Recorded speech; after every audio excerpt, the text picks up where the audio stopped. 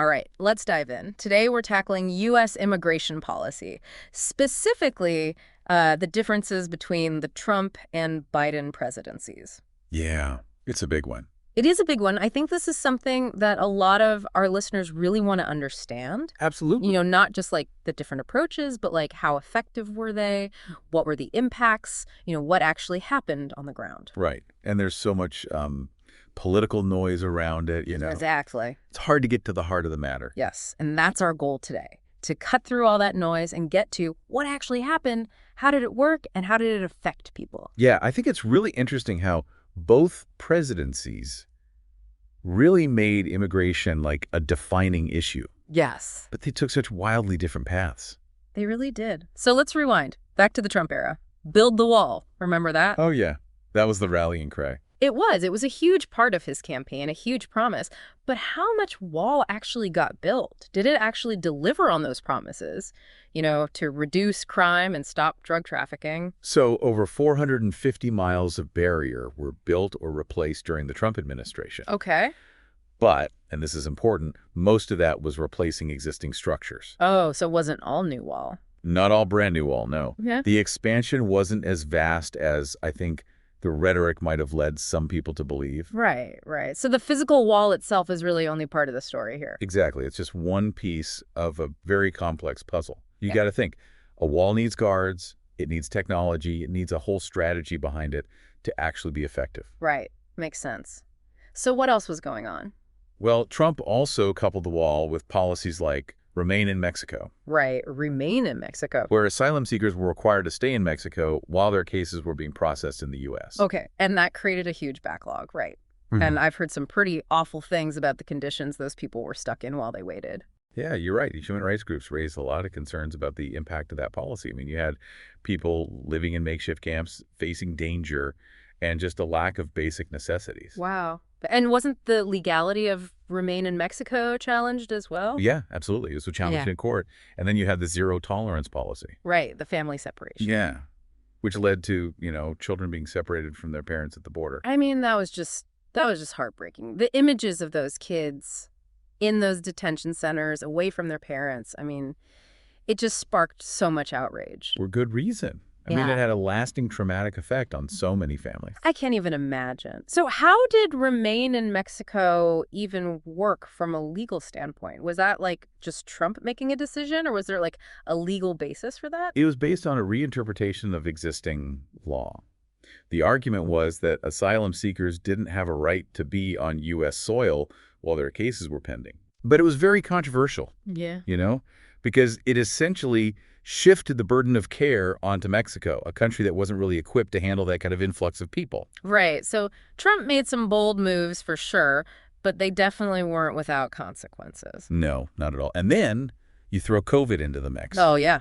Everything changed. And it throws another wrench into the whole system. Big time. That's when we saw Title 42 come into play, a public health order that allowed for basically the rapid expulsion of migrants, Wow. bypassing the normal asylum procedures. The stated justification was to prevent the spread of the virus, of course, but It seems pretty convenient, doesn't it? yeah, and it raised a lot of ethical questions about denying people their right to seek protection. Absolutely. So just to recap, the Trump era was marked by these major policies, right? The wall, Remain in Mexico, zero tolerance, Title 42, each with its own set of complexities and definitely a lot of controversies. How did the American public react to all of this? Oh, it was a mixed bag for sure. Public opinion was deeply polarized. Yeah. I mean, Trump's base largely supported his hardline approach, right? They saw it as prioritizing American security. Right, putting America first. Right. But then you had critics, including human rights groups and even some Republicans, who argued that the policies were just cruel and ineffective and actually harmful to America's image in the world. Yeah, it definitely sparked a lot of debate. It did. And some of those legal challenges even went all the way to the Supreme Court with mixed results, Oh, wow. which just further fueled the debate. It sounds like a real roller coaster ride, legally and politically. It was. And then enter Biden, who promised a pretty dramatic shift. Yeah, a more humane approach. Was he able to actually dismantle what Trump had put in place? Well, he campaigned on reversing many of those Trump-era policies. Yes. Right? And he immediately halted wall construction, and he redirected funds. Okay. But And this is important, some construction actually continued because of funds that had already been allocated. Oh, interesting. It just goes to show how hard it is to completely unwind these policies, even with a change in administration. It's like turning a giant ship around. It takes time. Exactly. So Biden hit the ground running, but there were some limitations. What other specific changes did he make beyond the wall? Well, he ended the Remain in Mexico policy Okay. and formally ended the family separations, although, to be fair, those were already being phased out. Okay. But he did run into legal hurdles in fully reversing Remain in Mexico. Wait, so even though he was trying to undo what Trump did, he ran into the same legal roadblocks. He did, yeah. Court battles delayed the complete termination of the program. That's fascinating. It really highlights just how complex immigration law is in the U.S. He couldn't just, wave a magic wand and change everything. Right, it's not a simple fix. No, it's not. But he also expanded what's called parole, which is a process that allows certain groups to enter the U.S. for humanitarian reasons. Oh, right, like the Afghans and Ukrainians we've seen fleeing conflict? Exactly. So it's essentially temporary permission to be in the country, often with a path to apply for a more permanent status later on. Got it. So parole is not a free pass. No, It's more of a temporary safe haven, but with conditions. right. That makes sense. But I thought I'd heard that Biden kept Title 42 in place for a while, He did. which seems kind of at odds with this whole humane approach. Yeah. And the continuation of Title 42, it drew criticism from both sides, actually. Oh, really? Yeah. So immigration advocates argued that it violated asylum seekers' rights, especially as the pandemic eased up. Right. But then on the other hand, some people criticized Biden for not being tough enough. They pointed to the record number of migrant encounters at the border as evidence of an open border policy. So he was in a tough spot trying to balance these competing pressures and expectations. Definitely. But were those record migrant encounters solely because of his policy changes? Or were there other factors at play? That's the million-dollar question. Yeah. And it's where we need to dig a little deeper. Because while policy shifts likely played a role, it's crucial to consider the global context as well. Okay, yeah. What was happening around the world? Well, the pandemic's economic fallout, it led to increased migration worldwide. And the U.S. wasn't immune to those trends at all. Right. It's never just one thing. Exactly. Yeah. So to sum it all up, we have two very distinct approaches, each facing unique challenges and sparking intense debate. Definitely. How do we even begin to measure their effectiveness? Yeah, that's a tough one. That's where things get really interesting, and that's what we'll dissect. Well, we're not taking a break. Let's just jump right in. Okay, let's tackle border security head on. Okay. Did Trump's wall and his policies actually lead to a decrease in illegal crossings? Yeah, that's the question, right? I mean, did it work? Was it a success? It's complicated. Okay. In some areas where they built the wall, yeah, there was a noticeable decrease. Okay. But it's really hard to isolate the wall's impact from all these other factors, Like, they also increased Border Patrol presence during that time. And migration patterns are always shifting. Yeah, they're not static, are they? No, not at all. Hmm. There was a study by the Cato Institute, for example, Okay. and they found that apprehensions actually increased in some sectors after they built the wall. Really? Yeah, which suggests that maybe the wall just diverted migration flows instead of actually stopping them entirely. So, like, people just went around it? Yeah, potentially. It's like squeezing a balloon, Oh, yeah. You push in one place and it bulges out somewhere else. That's a good analogy. So the wall might be a physical barrier, but it doesn't really address the underlying push factors, right? Exactly. It doesn't solve the reasons why people are migrating in the first place. So what about Biden's approach? I mean, he really emphasized technology, more personnel, and working with other countries, right? Right. He wanted to create this multifaceted strategy, arguing that technology could be more effective and cheaper than a physical wall, Oh, okay. like using drones and sensors for surveillance. Makes sense. And he also stressed the importance of addressing the root causes of migration. Like what? Give me some examples. Things like poverty and violence in Central America. He wanted to use foreign aid and diplomacy to help improve those conditions. So instead of just reacting to migration, he was trying to prevent it. Yeah, trying to get ahead of it. But didn't his presidency also see those record numbers of migrant encounters? It did. So how does that fit in? Well, it's important to remember that migrant encounters don't always equal illegal crossings. Oh, right.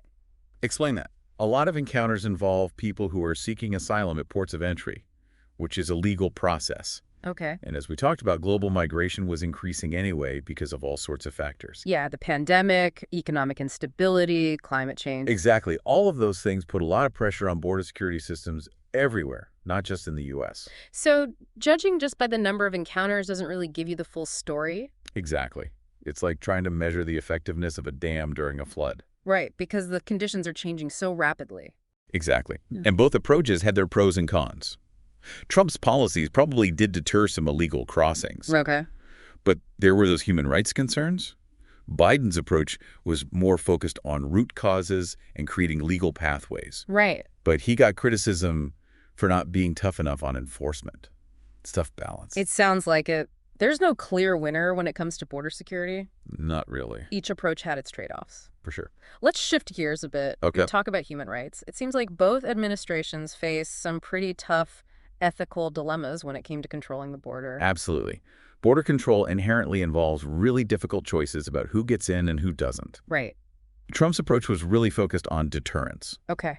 And while it might have been effective in reducing some crossings, it resulted in some serious human rights violations. The family separations were just, they were awful. Separating parents from their kids, holding children in detention centers. Yeah. That had to have had a lasting impact. Yeah. The American Academy of Pediatrics actually condemned the practice. Really? Yeah. They said that it caused irreparable harm to those children, potentially leading to, psychological trauma and developmental issues. It's heartbreaking to think about. It is. Yeah. And even if you could argue that the policy was effective as a deterrent, that human cost was immense. It really was. And Biden, on the other hand, he was really trying to find a balance between enforcement and, being humane. Right. He reversed the family separation policy and tried to create more legal pathways. Okay. But even with those changes, he still got criticism. From both sides. Yeah, pretty much. Some immigration advocates said that his continued use of Title 42, even the modified version, was still violating asylum seekers' rights. Okay. And others felt like he wasn't moving fast enough to address those root causes we talked about, leaving people stuck in really vulnerable situations. So finding that middle ground is incredibly difficult. It is. It really is. Was there ever a moment where either president found that magic policy that made everyone happy? I doubt it. No. There are always trade-offs. And that search for the right balance, it's an ongoing debate. It feels like it's been going on forever. It has. And what's important is that we, as citizens, we acknowledge these ethical complexities Yeah. and advocate for policies that try to minimize harm. Policies that uphold human dignity. It's a good reminder that these aren't just abstract ideas, right? They affect real people's lives. Exactly. Now, let's move beyond the policies themselves for a second, Okay. because both presidents ran into some pretty big roadblocks trying to put their agendas into action. Yeah, it's not as simple as just deciding to do something and it happens, is it? No, not at all. The legal landscape surrounding immigration is incredibly complex. I bet. Both administrations had to deal with, a web of existing laws, court rulings, and political pressure from all sides. So what were some of the specific legal challenges that Trump faced? Well, a lot of his policies, especially the ones he did through executive orders, they faced tons of lawsuits. Oh, yeah, I remember that. For example, his travel ban that targeted several Muslim-majority countries Right. that was challenged in court Right. went all the way to the Supreme Court. Yeah. It was upheld, but only after they made some significant changes. So even when he won, there were still limitations and pushback. Exactly. And what about Biden? He really wanted to get that comprehensive immigration reform through Congress, right? Yeah, he campaigned on that. He did. But he got a lot of opposition from Republicans who said it was basically amnesty. So the partisan divide got in the way. It did. It made it almost impossible to find any common ground. So he had to rely more on those executive orders, which we already know can be challenged in court. Yep.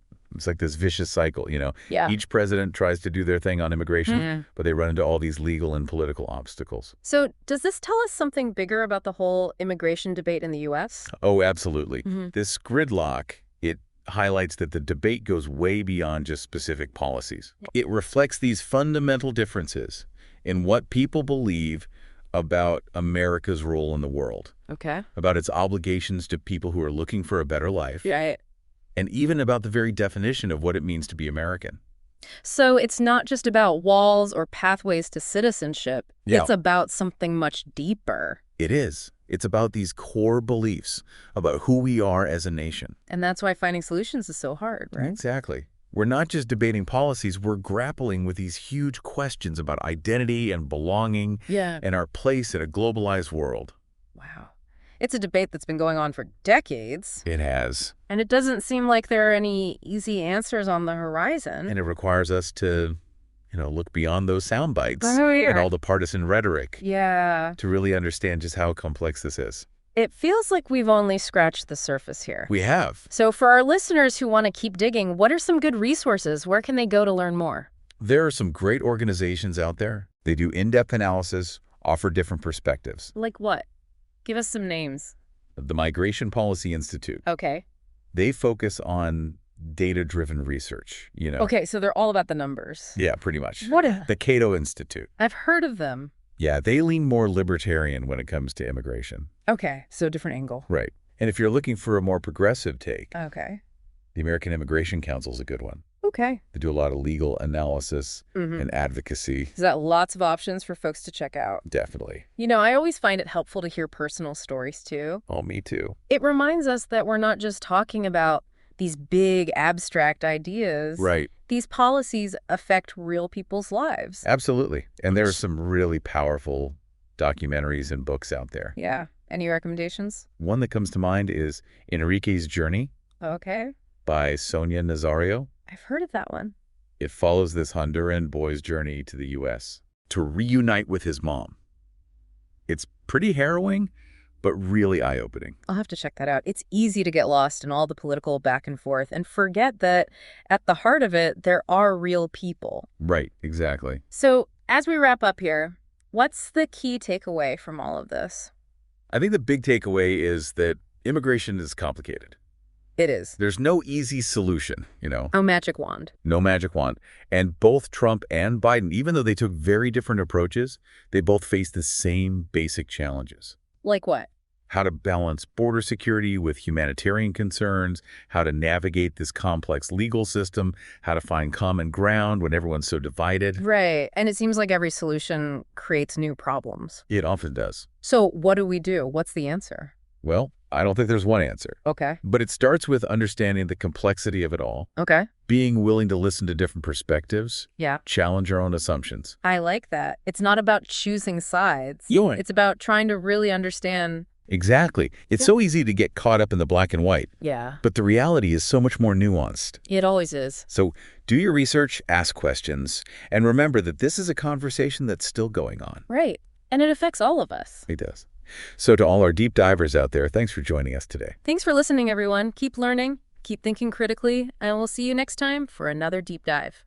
Thank you for tuning in today, for listening in your own way, exploring with your open mind. In our dive, you'll treasures find, mysteries untangled here, truth or myth, they both appear. Adventure waits with every word.